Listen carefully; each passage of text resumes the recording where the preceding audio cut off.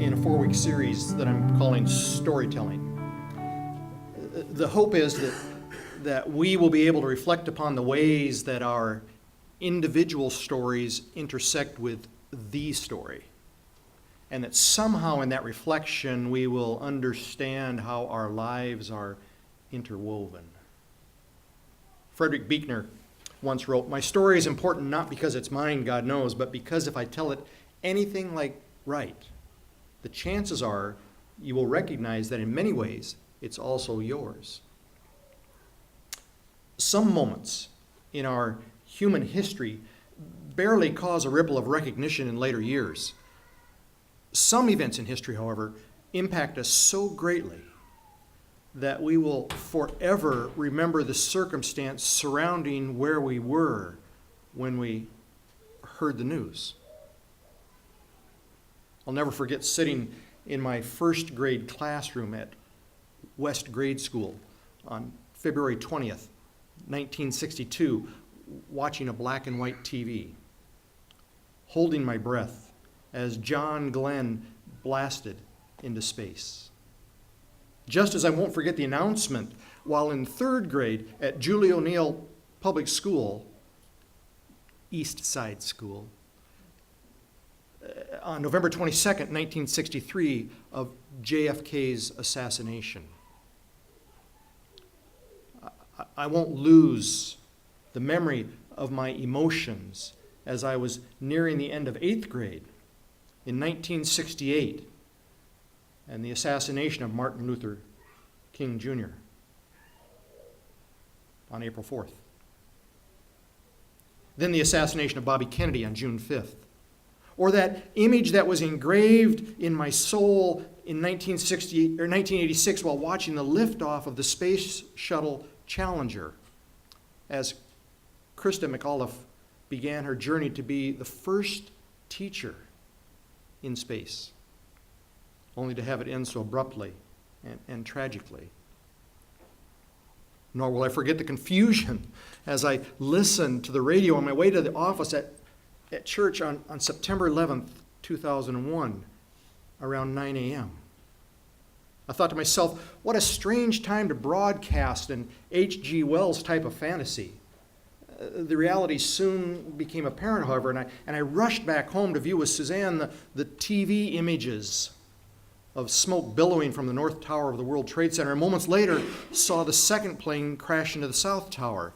Those images are forever embedded in my memory. If you were of an age to be aware, you no doubt remember exactly where you were and what you were doing during one or all of those transformational events of history, when it seemed like all of humankind held its breath in anticipation or in sorrow. Perhaps the stories we might tell, if we tell them anything like right, would be recognized by others as their own. That is, I think, one of the reasons the Bible resonates with so many. The stories shared are really our own. For example,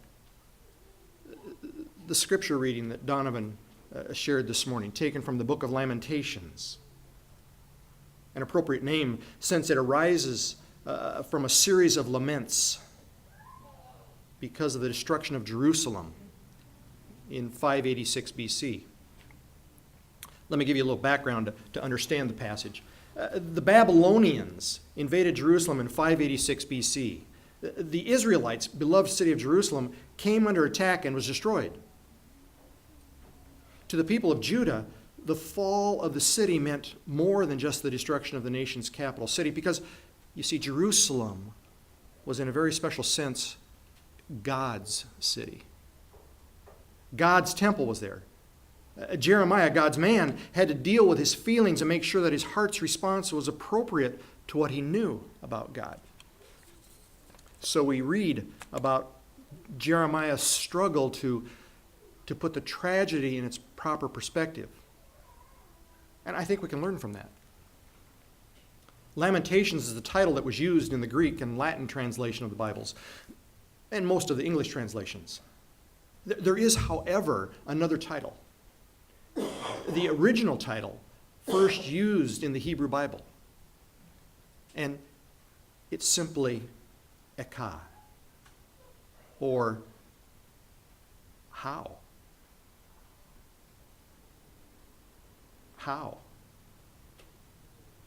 Isn't that the question that was breathlessly escaped from our lips so many times when we've asked, how could such an atrocity be committed? How? Isn't that the question that in panic rose from the knot in our throats as we've pleaded, how will we ever feel safe again? How will we ever trust again? How do we protect our family? How do we protect our friends? How? Isn't that the question that has exploded from our guts as we've wondered, how are we to deal with our anger, our frustration, our sense of being violated? How? Isn't that the question that's pushed its way through the rubble of our hearts as we've asked, how do we respond? As CNN reporter Judy Woodruff admitted on television back in 2001, even if you don't believe in God, at a time like this, you want to reach out to a higher being for salvation. Indeed, in the midst of a tragedy, we want to reach out to a higher being for salvation or for answers. However, I would suggest this morning that if we only reach out to connect to the ineffable during times of tragedy, then we're missing out on the truly sacred moments of life. Every moment we breathe is really the time to reach out to that which is higher, to reach out to the Holy One, to touch the presence of God. Because every moment we breathe is a transformational moment in the history of our lives. In the midst of tragedy, we often seek the shelter of God. We do. However, I'm suggesting this morning that if we were to truly listen to our collective stories, all of our stories, we would understand that what we're really yearning for, what we're really seeking, is a glimpse of the holy in every moment. Not that watery, feel-good chicken soup for the soul God. You know, we seek the unmovable, the unshakable, how firm a foundation God. God, the one who is my rock, my fortress, in whom I take refuge, the one who is my shield and the horn of my salvation, my stronghold. When we seek the holy in the midst of every moment, then we'll recognize the holy in the midst of tragedy. When we daily seek the sacred in the mundane, I think we're better able to hear a response to the yearnings of our hearts as expressed by the psalmist. Hear my cry, O God. Listen to my prayer. From the ends of the earth I call to you. I call as my heart grows faint. Lead me to the rock that is higher than I, for you have been my refuge, a strong tower against my foe. The good news is that in our pain, in our fear, in our anger, in our seeking we do indeed find that connection to the holiest, that connection to the sacred. And because of the Lord's great love, we are not consumed. For God's compassions never fail.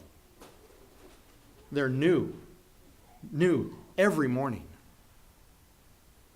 Julian of Norwich wrote, God did not say, you will not be troubled. You'll not be belabored. You'll not be disquieted.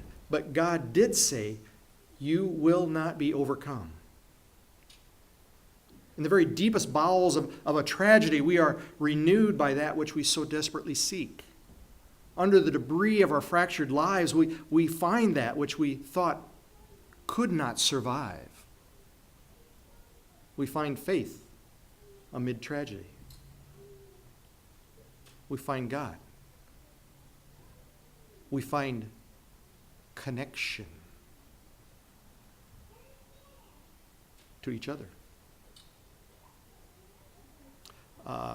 Who was it that wrote, "For I am convinced that neither death nor life, neither angels nor demons, nor powers, nor hijackers, nor terrorists, nor things present, nor things to come, nor height, nor depth, nor anything else in all of creation will be able to separate us from the love of God that is ours."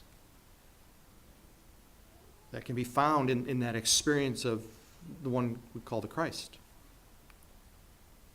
In moments of tragedy, it's so easy to give in to the voices of doom and hatred.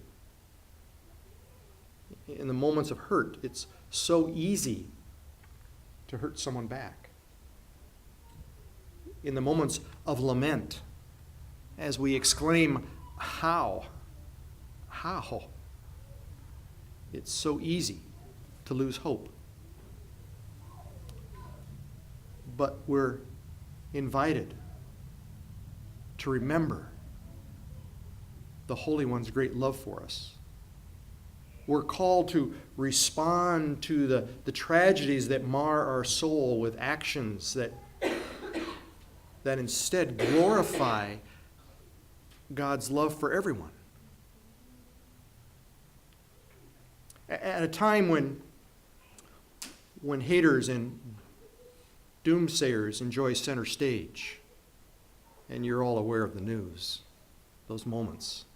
At a time when haters and doomsayers enjoy center stage, we are to become doom slayers. One who has, in G.K. Chesterton's marvelous words, hardened their heart with hope. Jeremiah had every reason to cry out in pain as the city of God lay in ruins. His laments were valid and numerous, but his understanding of God's love gave him new insight. He writes, "Yet this I call to mind, and therefore have hope. Because of the Lord's great love, we are not consumed. For God's compassions never fail." In a world of doomsayers, we are called to be doomslayers. To those who feel doomed by crumbling towers, the doomslayer sings, "How firm a foundation." To those who feel doomed by lost faith, the doomslayer sings, "I once was lost, but now I'm found." To those who feel doomed by lost trust, the doomslayer sings, "Trust and obey." To those who feel doomed by lost friends, the doomslayer sings, "What a friend we have in Jesus." To those who feel doomed after having lost faith in other people and other Christians, the doomslayer sings, "God is able." To those who feel doomed by lost confidence, the doomslayer sings, "It is well with my soul."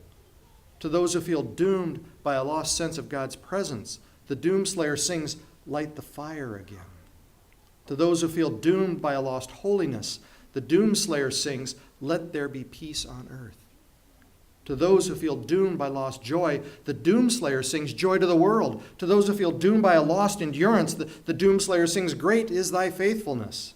To those who feel doomed by lost health, the doomslayer sings, "God touched me."